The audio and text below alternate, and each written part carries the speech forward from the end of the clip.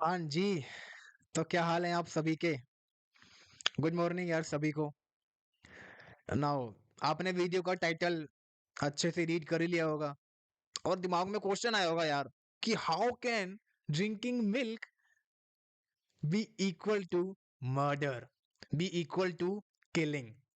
तो उसी को यार समझते हैं कि कैसे ये होता है और कैसे ये नहीं होता। राइट, और मैंने ऐसा टाइटल क्यों डाला है।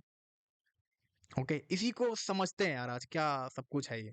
ठीक है, नाउ मैं इसके ऊपर वीडियो इसलिए बना रहा हूँ क्योंकि जो मैं आपको बताने वाला हूँ ये बहुत कम लोगों को पता है।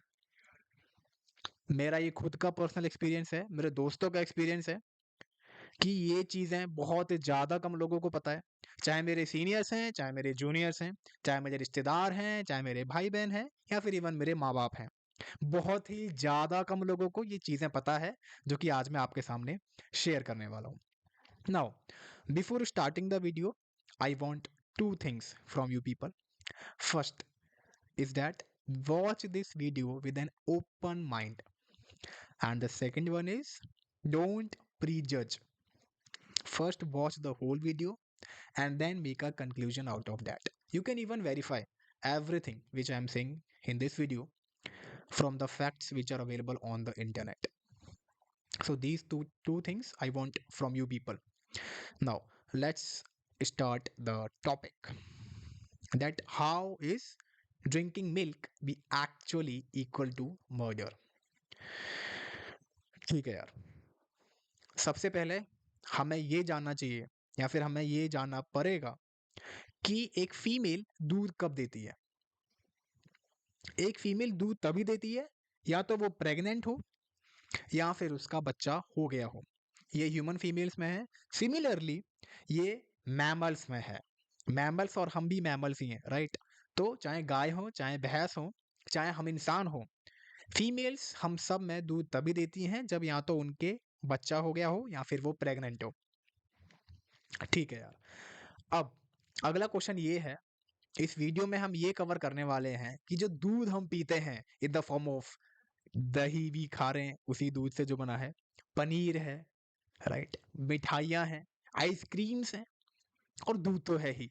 ये सब हमारे घर तक कैसे आ रहा है, कहाँ से निकला है, रास्ते में क्या-क्या प्रोसेस से गुजरा है और इसकी रियलिटी क्या है, उस पे यार आज हम बात करने वाले हैं। ठीक है, तो पहला पॉइंट मैंने आपको बताया कि एक फीमेल दूध तभी देती है जब या तो वो प्रेग्नेंट हो या फिर उसके बच्चा हो गया हो। सिमिलरली एक गाय या फिर एक भैंस भी दूध तभी देगी जब या तो वो प्रेग्नेंट हो या फिर उसके बच्चा हो गया हो। क्लियर है? बहुत बढ़िया। आगे चलते हैं। इंडिया में या फिर हम देखें वर्ल्ड में दूध की डिमांड बहुत ज़्यादा है। इसका मतलब क्या है कि हमें गाय या भैंस से दूध निकालना पड़ेगा ज़्यादा मात्रा में। ये कैसे करें? क्योंकि गाय और भैंस तो दूध तभी देगी जब वो प्रेग्नेंट होगी। अब ज़्यादा दूध चाहिए मतलब उसको ज़्यादा बार प्रेग्नेंट करते हैं। उसको ज़्यादा बार प्रेग्नेंट करते हैं। उसको फ्रीक्वेंटली प्रेग्नेंट करते हैं, कंटिन्यूअसली प्रेग्नेंट करते हैं ताकि उससे हम दूध निकाल पाएँ। क्यों दूध निकालना है? क्योंकि दूध की डिमांड ज़्यादा है। ये पहला स्टेप है।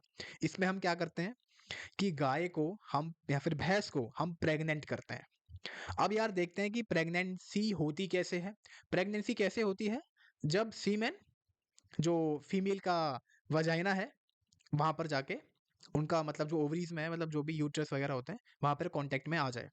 ठीक है, इस प्रोसेस को करने के लिए क्या करते हैं हम ह्यूमंस, हम पकड़ते हैं मेल को, मेल सांड जिसे कहते हैं ना, उसके पेनिस से हम लोग सीमन निकालते हैं। उस सीमन को निकालने के दो तरीके हमारे पास होते हैं। पहला तरीका है यार आर्टिफिशियल वजाइना एंड दूसरा तरीका है इलेक्ट्रो इजैकुलेशन।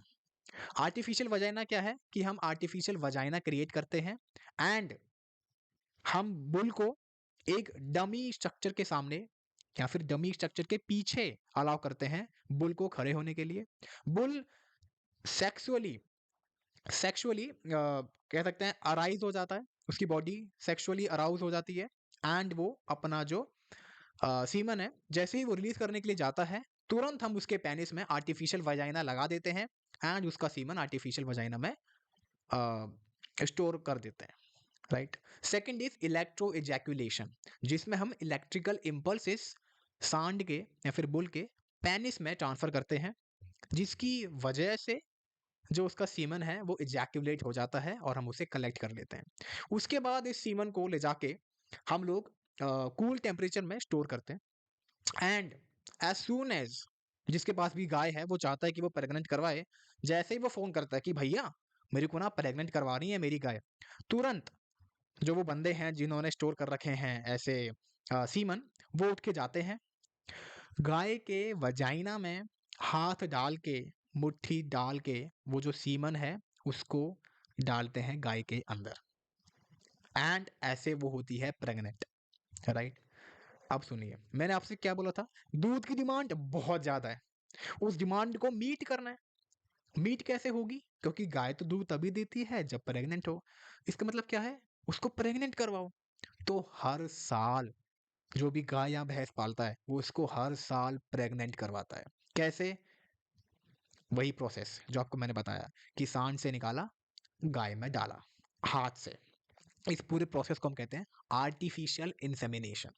अगर यही सेम चीज हम ह्यूमंस के साथ करते, यानी कि किसी मेल बॉडी से सीमन निकाल के किसी फीमेल बॉडी में सीमन डालते, तो इसको हम कह देते हैं रेप कर दिया, जबरदस्ती, विदाउट हर कंटेंट। अगर हम ऐसा करते तो हम इसको रेप कहते हैं। बट अगर ये गाय या भैंस के केस में होता है तो हम इसको आर्टिफिशियल इंसेमिनेशन कह देते हैं। पहला प्रोसेस हो गया, गाय प्रेग्नेंट हो गई। नाउ एक साल में 12 महीने होते हैं, प्रेग्नेंट हो गई यानी कि 9 महीने तक उसके पेट में बच्चा है।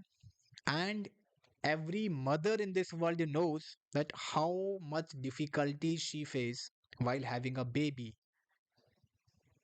inside her body, how much pain and suffering she faces while having a baby inside her body. 9 महीने रखना होता है एक फीमेल बॉडी को अपने बच्चे को। सिमिलरली एक गाय भी 9 महीने के लिए अपना बच्चा रखती है अपने अंदर।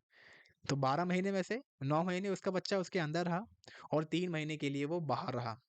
जैसे ही एक साल पूरी होगी, अगले साल दोबारा से हम लोग उसे प्रेग्नेंट कर देंगे। 9 महीने के लिए प्रेग्नेंट, 3 महीने का रेस्ट। तुरंत अगले साल 9 महीने के लिए प्रेग्नेंट, 3 महीने का रेस्ट। और ये साइकिल रिपीट होती रहती है। हर साल उसको प्रेग्नेंट किया जा रहा है। क्यों किया जा रहा है माय फ्रेंड्स? दूध के लिए। दूध क्यों निकालना है? डिमांड ज्यादा है, हम लोग डिमांड कर रहे हैं। We are the one who is demanding milk and milk products, इसीलिए उसको कंटिन्यूसली हम प्रेग्नेंट करते रहते हैं। तो प्रेगनेंसी का आपने देख लिया क्या रहा, ठीक है यार, डन। सेकंड इज कि अब फीमेल के केस में क्या होता है ना कि जब भी बच्चा है तो या तो वो मेल हो सकता है या फिर फीमेल हो सकता है ना। कोई ऐसे कंपल्शन तो है नहीं कि मेल की प्रोबेबिलिटी ज्यादा है फीमेल की कम है, मेल भी हो सकता है फीमेल भी हो सकता है। नाउ अगर मेल हुआ, अगर मेल हुआ, उसका कोई यूज नहीं है डेयरी इंडस्ट्री में, क्योंकि दूध कहाँ से आता है? फीमेल की बॉडी से। तो as soon as a male got birth, हम उसको नहीं रख सकते, इन द सेंस वो इकोनॉमिकली वायबल नहीं है, इकोनॉमिकली सस्टेनेबल नहीं है। ये मैं कौन सा पॉइंट लाना चाह रहा हूं, जब व्हाइट रिवॉल्यूशन की शुरुआत हुई थी तब वर्गीस कुरियन जो बंदे थे बिहाइंड व्हाइट रिवॉल्यूशन, उन्होंने कहा था कि as soon as a cow और a buffalo stops producing milk, then हमें स्लॉटर हाउसेस में उनको भेजना पड़ेगा, राइट। ये पॉइंट मैं आगे जाके दोबारा यूज करने वाला हूँ। तो अभी मैं कहा था कि या तो बच्चा मेल होगा या फिर बच्चा फीमेल होगा। अगर मेल हो गया उसका कोई यूज नहीं है, क्योंकि दूध हमें फीमेल से मिलता है। तो तुरंत हम लोग मेल को डायरेक्टली स्लॉटर हाउस में भेज देते हैं जहां पर वो काटा जाता है। सेकंड पॉइंट ये था मेल के साथ क्या होता है। थर्ड पॉइंट, फीमेल होगी तो क्या करेंगे? सेम प्रोसेस, उसको बड़ा करेंगे, खिलाएंगे पिलाएंगे और सेम प्रेग्नेंट कर रहे होंगे। थर्ड पॉइंट ये था। फोर्थ पॉइंट, यार एक एवरेज गाय या भैंस का लाइफ टाइम होता है 30 साल का। 16 साल के बाद वो दूध देना बंद कर देती है। As a normal human being, human female भी कुछ साल के बाद दूध देना बंद कर देती है। सिमिलरली गाय और भैंस में होता है। वो भी कुछ साल के बाद दूध देना बंद कर देते हैं। Now, as soon as a cow stops producing milk, he cannot be economically beneficiable for the farmer.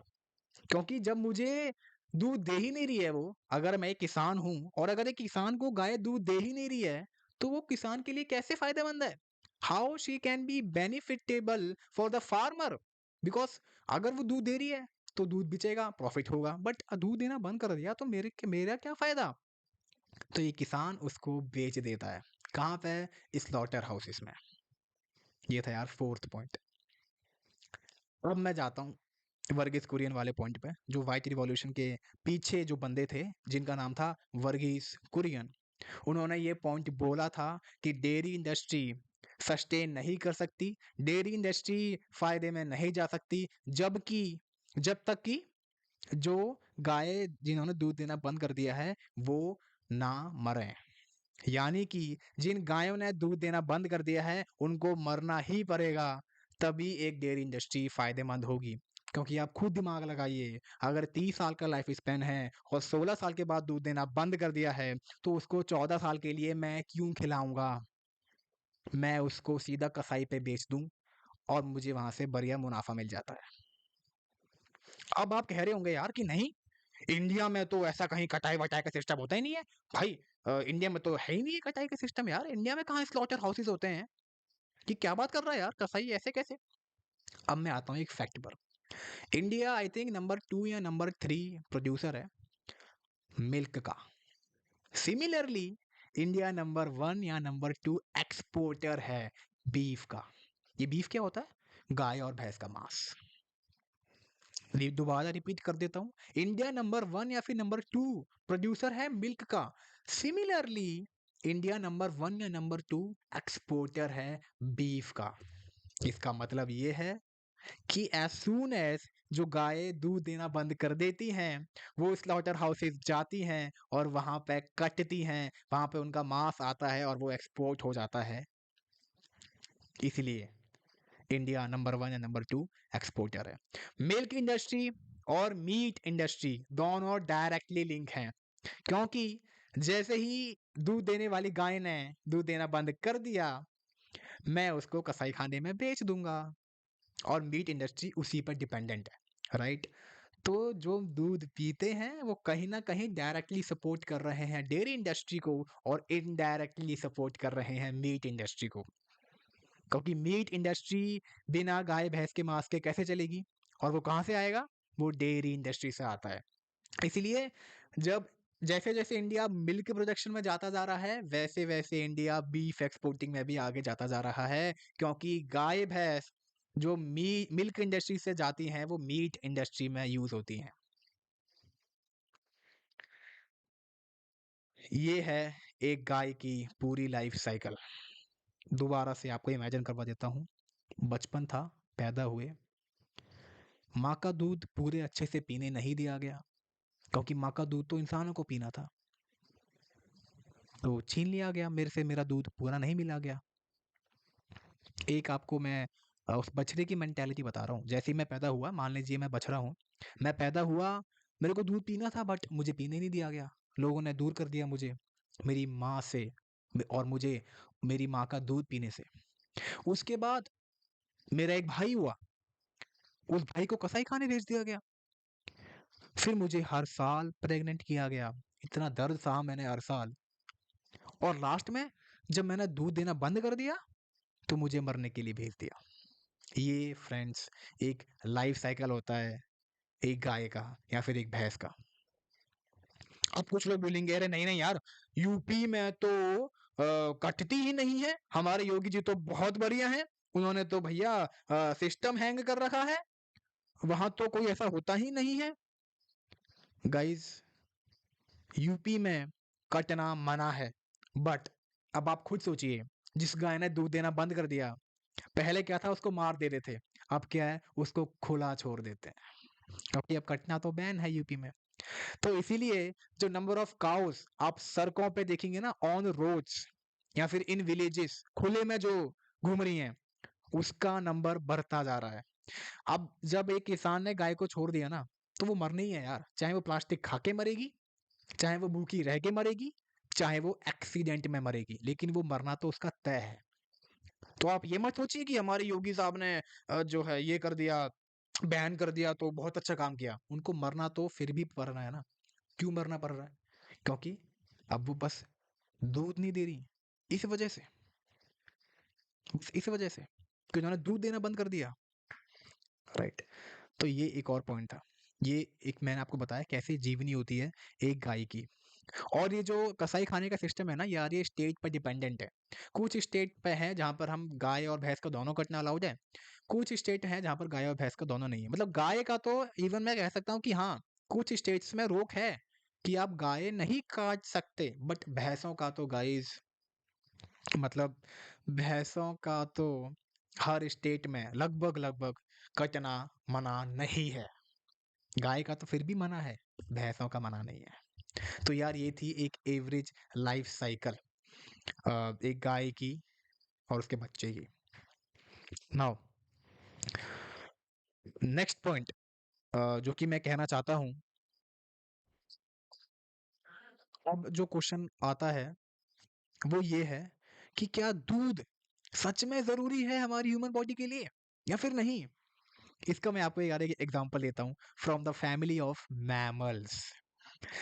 आप ना शेर के बच्चे को उठाओ यार, शेर का बच्चा ना जब छोटा होता है ना तो दूध पीता है अपनी माँ का, लेकिन जैसे ही वो बड़ा होता है तो शिकार पे जाता है, दूध पीना बंद कर देता है। आप गाय के बछड़े बछड़े को उठाओ यार, शुरुआत में दूध पिएगा, but as soon as he matures, he grows up, he stops drinking the milk from her mother.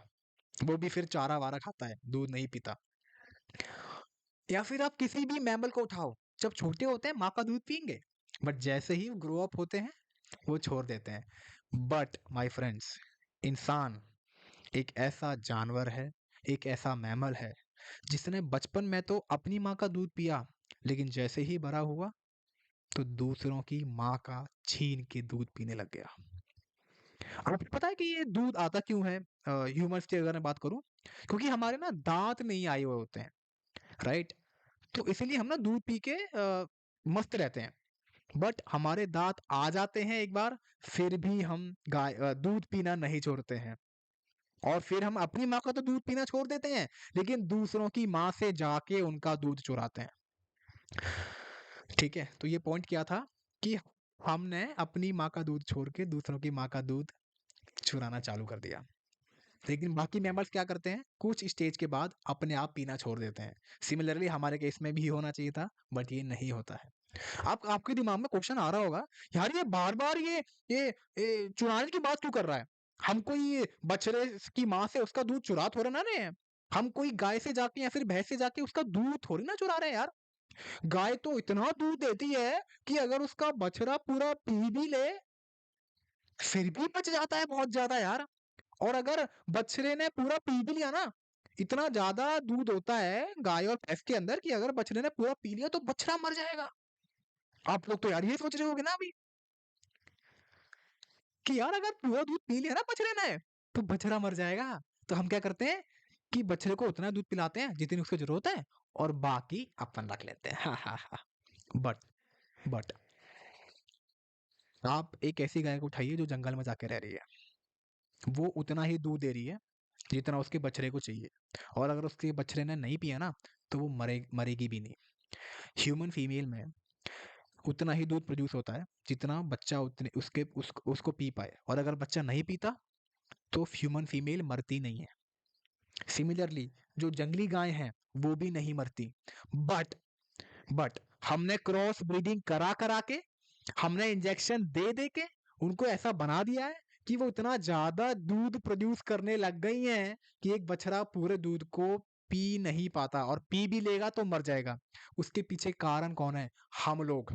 Cross breeding किसने कराई? हम लोगों ने। दूध प्रोडक्शन के लिए इंजेक्शन किसने दिए? हम लोगों ने। हम ही हैं उसके पीछे रिस्पॉन्सिबल। एक जंगली गाय के केस में उसका बछड़ा नहीं मरेगा, बट जो डोमेस्टिक गायज हैं उनके केस में उनका बछड़ा मर जाएगा, क्योंकि उनकी प्रोडक्शन बढ़ाने के लिए इंजेक्शन और क्रॉस ब्रीडिंग हमने कराई है। हमने कराई है। क्यों कराई है? दूध की डिमांड ज्यादा है। दूध की डिमांड क्यों ज्यादा है? क्योंकि हम सोचते हैं कि वो न्यूट्रिशन से भरा हुआ है। सारे मेंबर्स दूध पीना छोड़ देते हैं, हमने नहीं छोड़ा साहब, क्योंकि हम सोचते हैं कि गाय का दूध तो न्यूट्रिशन से भरा हुआ है। यार इस पॉइंट को भी आप खुद स्टडी करिएगा कि दूध में जितनी भी चीजें मिलती है ना, उससे ज्यादा मात्रा में हर एक चीज आप दूसरे प्लांट बेस्ड डाइट से ले सकते हैं। यानी कि अगर मैं कैल्शियम की बात करता हूँ, तो दूध में जितना कैल्शियम है उससे कहीं गुना ज्यादा ऐसे प्रोडक्ट्स में है जो कि एनिमल से नहीं आई हैं। तो दूध को ऐसा कहना कि बहुत न्यूट्रिशन है उसमें, कोई बुराई नहीं है, बट उससे भी ज्यादा न्यूट्रिशन ऐसे फूड में है जो एनिमल से नहीं आया। और आप ये सोचिए कि उस दूध को निकालने के लिए कितना दर्द सहा है उस माँ ने।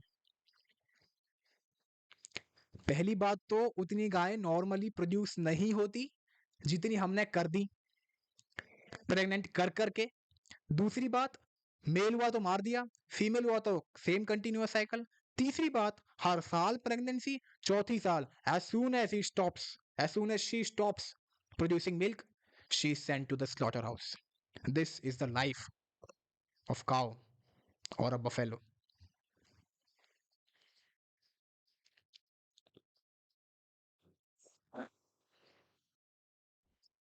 तो दो तीन पॉइंट्स मैंने क्लियर करे अभी तक। पहला, कि इंसान ने दूध पीना अपनी माँ का बंद कर दिया, बस दूसरे की माँ का पीना चालू कर दिया, जो कि नेसेसरी नहीं होता है। बाकी मैमल्स ऐसा नहीं करते हैं। सेकेंडली, हम ये सोचते हैं कि दूध तो बहुत ज़्यादा न्यूट्रिशियस है, ऐसा नहीं होता है। दूध न्यूट्रिशियस है, बट उससे भी ज़्यादा न्यूट्रिशनल चीज़ें आप ले सकते हैं। और आप ये देखिए कि उसकी कॉस्ट क्या है। उस दूध को निकालने के लिए एक माँ कितना दर्द सह रही है। ये दो पॉइंट मैं क्लियर कर चुका हूँ अब तक की वीडियो में। एक और पॉइंट मैं क्लियर कर चुका हूँ कि ये जो मिसअंडरस्टैंडिंग है कि बछड़ा मर जाएगा अगर हम गाय का दूध नहीं निकालेंगे, तो सही बात है, मर जाएगा, बट उसके लिए रिस्पॉन्सिबल कौन है? हम लोग, क्योंकि हमने ही उसका मिल्क प्रोडक्शन इंक्रीज करा है, उस भैंस का, उस गाय का। नाउ जो चौथा पॉइंट मैं कवर करने जा रहा हूँ वो बेसिकली ये है कि कुछ लोग ये भी कहते हैं कि भैया हमारे गांव में तो हम अपनी गाय और भैंसों को मंदिर में दान कर देते हैं। बहुत अच्छा पॉइंट है गाइस। मैंने जितने भी या फिर मैंने मोस्टली फार्मर्स देखे हैं वो क्या करते हैं कि as soon as the cows stop producing the milk, the farmers send the send their cows and buffaloes to the mandir, to the temple. And you know what temple does? The temple send them to the slaughterhouses for this is the harsh reality. कि किसान बोलता है भैया हमने तो अपनी गाय को मंदिर में दान कर दिया, हमने तो पुण्य कर दिया भैया, हमारी कोई गलती नहीं है। बट वो मंदिर क्या कर रहा है गाइस? वो मंदिर उन गाय को पैसों के लिए लास्ट में स्लॉटर हाउस में ही बेच रहा है। फोर्थ पॉइंट था ये, फोर्थ पॉइंट। अब कुछ लोग कहते हैं यार फिफ्थ पॉइंट जो है कि यार सिस्टम बदलते हैं, कुछ ऐसा करते हैं जिससे गाय को सफरिंग ना हो, पेन ना हो।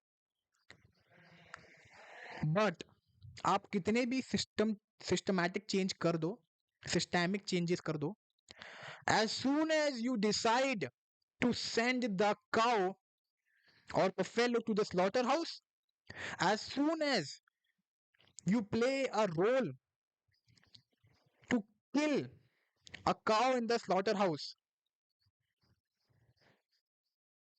you have done crime. आप चाहे कितने भी सिस्टमिक चेंजेस कर दो, एट लास्ट आपको भेजना ही पड़ेगा उसको slaughter house. And as soon as you done this, you can't call your systematic और सिस्टमिक चेंजेस ग्रेट। आप कितने भी सिस्टमैटिक चेंजेस कर दो, आपको एट लास्ट उस गाय को मरने के लिए भेजना ही पड़ेगा। और as soon as you send them, you have done a crime and your systemic changes are not beneficial or are not good enough. एक और पॉइंट उठता है यार कि यार हमारे जो वेदास थे, जो हमारे श्री कृष्ण भगवान हैं, यार वो भी तो दूध और माखन खाया करते थे। Very good point my friends. This means that if you have these questions, this means that you are thinking. Now, you know the population of that time, the yuga, that yuga and this yuga is completely different. The population of that yuga and the population of this yuga is completely different. Completely different. The technology in that yuga, the technology in this yuga is completely different. In those times, we don't have artificial insemination, we don't have artificial vagina, we don't have electroejaculation, we don't kill the male child because the male child were getting used in plowing the fields. But in these times, now we don't need the male child to plow the field because we have tractors now. So what do we do with the male child? We just send them to slaughterhouse, or we just make leather belts, leather shoes from their skin. Moreover, moreover, they were so generous. I think so. They were so generous that they were able to take care of that cow because a cow needs only grains, na. But in these times, a farmer, a middle class farmer, cannot support to feed the cow for 14 years of his life without getting anything from her. So that was the different two different aspects which we have compared, Shri Krishna and now. अब एक अलग ही मैं आपको concept बताता हूँ। मेरे बहुत सारे दोस्त हैं जो कि उस कौन से कनेक्टेड हैं। मैं पढ़ रहा था बेसिकली कि क्या सीन रहता है, उनको क्या पढ़ाते हैं। तो उनका सीन ये था कि उनको ये बताया गया है कि यार मिल्क जो है ना वो अ काइंड ऑफ अमृत है यार, अ काइंड ऑफ अमृत है। मैंने कहा ठीक है यार, मान लेते हैं अमृत है और उसको पीना चाहिए। वो पी के आपका स्पिरिचुअल अपलिफ्टमेंट होता है। ये हमारे बहुत सारे वेदास में लिखा गया है यार कि दूध पी के हमारा स्पिरिचुअल अपलिफ्टमेंट होता है और वो बहुत ज्यादा बेनिफिशियल है। Nice point, very nice point, I completely agree. But again, जिस टाइम पे वो वेदास, वो पुराणास लिखे गए थे, उस टाइम पे वो एट्रोसिटीज नहीं हो रही थी गाय पे या भैंस पे जो कि आज हो रही हैं। जो एट्रोसिटीज उस टाइम पे गाय भैंस पे नहीं हो रही थी जो कि आज हो रही हैं। इसीलिए उन्होंने उस टाइम पे लिख दिया होगा यार कि दूध बेनिफिशियल है, ये है वो है। बट अगर वो आज लिखते तो वो मना करते कि भैया दूध को रहने दो, क्योंकि इससे गाय को बहुत ज्यादा पेन होता है, उसकी पूरी लाइफ ऐसे निकल जाती है। इसको उनके एक सेकंड एस्पेक्ट है कि कुछ लोग कहते हैं कि यार जो गाय और भैंस होते हैं ना, they can't serve God, that's why they give milk to humans and then humans serve that amrit to God. Wow यार, वाओ, क्या कॉन्सेप्ट है भाई। ये कॉन्सेप्ट पढ़ के मेरे मुंह से एक लाइन निकली थी, वाह भाई वाह, क्या बात है सर, क्या बात है। कॉन्सेप्ट क्या है कि a cow or a buffalo cannot serve God, so he gives us milk and then we serve it to God। बहुत बढ़िया यार, बहुत बढ़िया। आप ये बताइए कि अगर सच में ऐसा है तो उस गाय को इतना पेन क्यों हो रहा है यार? हाँ, जो उसका बच्चा उसे अलग किया जाता है वो रोती है, प्रेगनेंसी है, वो 9 महीने बच्चे को लेकर खड़ी है, लास्ट में उसको स्लॉटर हाउस में कटने के लिए भेज दिया जाता है, फिर वो रोती है। उसको तो हंसना चाहिए था यार कि देखो, मेरा जो दूध है वो भगवान के काम आ रहा है। उसका दूध उसके बच्चे के लिए था यार। मतलब क्या कॉन्सेप्ट बता रहे हैं यार लोग, जिनको पता ही नहीं है कि डेयरी इंडस्ट्री में क्या हो रहा है। वो आके ज्ञान दे रहे हैं कि cows cannot serve gods, so he gave the milk to humans and humans serve them। यार तुम एक बार डेयरी इंडस्ट्री में जाके उसकी रियलिटी तो देखो कि डेयरी इंडस्ट्री में चल क्या रहा है। हाँ, रियलिटी देखो तब कमेंट आउट करो या ना यार। आगे पॉइंट पे आते हैं। ये जो हमें बचपन से पढ़ाया जाता है ना कि गाय हमें दूध देती है, यार ये एकदम गलत है यार। गाय हमें दूध देती नहीं है, गाय से हम दूध ले लेते हैं, गाय से हम दूध निकाल लेते हैं, गाय हमें दूध नहीं देती गाइस। गाय का दूध सिर्फ उसके बछड़े के लिए होता है, हमारे लिए नहीं होता। हम जानबूझ के उसका दूध निकाल लेते हैं। गाय दूध देती नहीं है, गाय से दूध निकाला जाता है। ये था यार पूरी की पूरी डेयरी इंडस्ट्री की सच्चाई, रियलिटी, जो मैंने आपको शो करी है from the point of view of compassion, कि कैसा वो फील करती हैं। राइट। अब मैं आपको दूसरे पॉइंट ऑफ व्यू पे ले चलता हूँ, from the point of view of climate change. आपको पता है, बस मैं आपको 2 या 3 रिसर्च पेपर्स के बारे में बताऊंगा, उससे ज़्यादा नहीं। आपको पता है कि जितनी भी carbon dioxide, green house gas emissions from the exhaust of transportation sector है, वो इक्वल है 13% के।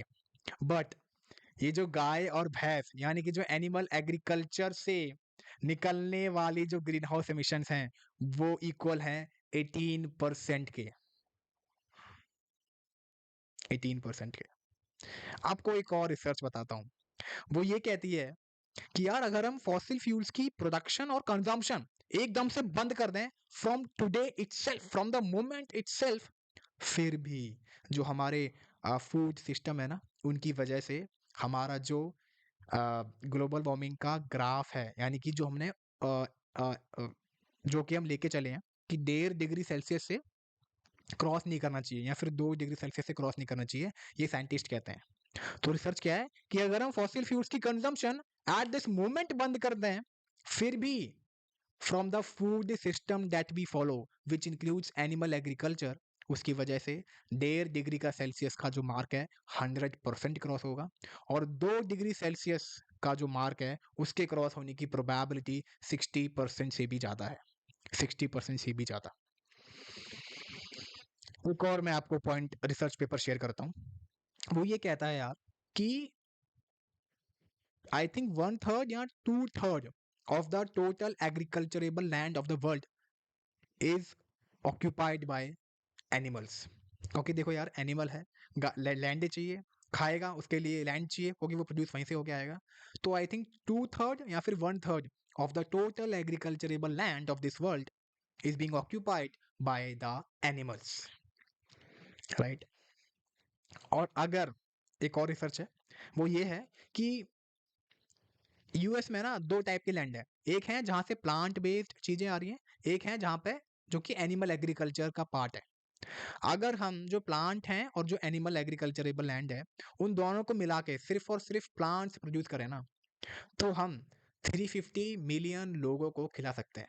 और ये 350 मिलियन का मतलब है यूएस की पूरी पॉपुलेशन। अर्थात अगर हमने टोटल एग्रीकल्चरेबल लैंड ऑफ यूएस जो भी है उसको सिर्फ और सिर्फ प्लांट बेस्ड कर दिया ना, तो हम एक यूएस जैसे शहर को खिला सकते हैं। राइट। तो पहला पॉइंट ऑफ व्यू आपको मैंने बताया कंपैशन का, दूसरा पॉइंट ऑफ व्यू मैंने बताया क्लाइमेट चेंज का, कि क्लाइमेट चेंज पे बहुत ज़्यादा इम्पैक्ट गाइस एनिमल एग्रीकल्चर का आता है। ठीक है। नाउ ये था यार पूरी इंडस्ट्रीज की कहानी। मैं आपको सोर्सेज शेयर कर देता हूँ जहाँ से मैं आपको ये बातें बता रहा हूँ। बहुत सारी डॉक्यूमेंट्रीज बन रखी हैं यार। पहली जो मैं आपको शेयर करना चाहूँगा वो है माँ का दूध, जो कि फ्री में अवेलेबल है यूट्यूब पर। दूसरी डॉक्यूमेंट्री काओ स्परेसी। तीसरा YouTube channel animal Arvind activist. ये 3 मेरे सोर्सेज हैं यार, जहाँ से मैंने दबा के नॉलेज ली है। और बाकी जो रैंडम चीज़ें हैं वो सिंपली गूगल पर सर्च करके कि डेयरी इंडस्ट्री कैसे काम करती है, ये सब। तो ये थी यार पूरी की पूरी सच्चाई डेयरी इंडस्ट्री की, कि कैसे डेयरी इंडस्ट्री काम करती है और हम लोग क्या पी रहे हैं। नाउ अगर आपको कुछ भी हिंट मिला है इस वीडियो से, आप खुद से जाकर रिसर्च करें, आपको बहुत कुछ पता चलेगा। फिर आप खुद से सोचें क्या हम इसको रोक सकते हैं या नहीं। ठीक है। तो यही था गाइस, इस वीडियो में मैं आपको यही बताना चाह रहा था कि कैसे दूध पीना इक्वल्स टू मर्डर। क्योंकि दूध की डिमांड कौन कर रहा है? हम लोग। उस डिमांड से क्या हो रहा है? वो गाय का के बछड़े का जन्म हो रहा है। हम दबा के उनको गाय पैदा कर रहे हैं, उनका बच्चा पैदा कर रहे हैं, दबा के प्रेग्नेंट कर रहे हैं, और फिर लास्ट में मार दे रहे हैं। राइट। पहले तो पैदा किस वजह से हुई? सिर्फ दूध के लिए, और मर भी गई मीट के लिए। किस वजह से? हमारी वजह से। क्योंकि दूध कौन पीता है? हम लोग। मीट कौन खाता है? हम लोग। And hence I can say that drinking milk is equal to murder. Murder of a cow, of a buffalo, his children, and his whole life. Thank you. Thank you my friends इस video को देखने के लिए। Thank you so much. जय हिंद।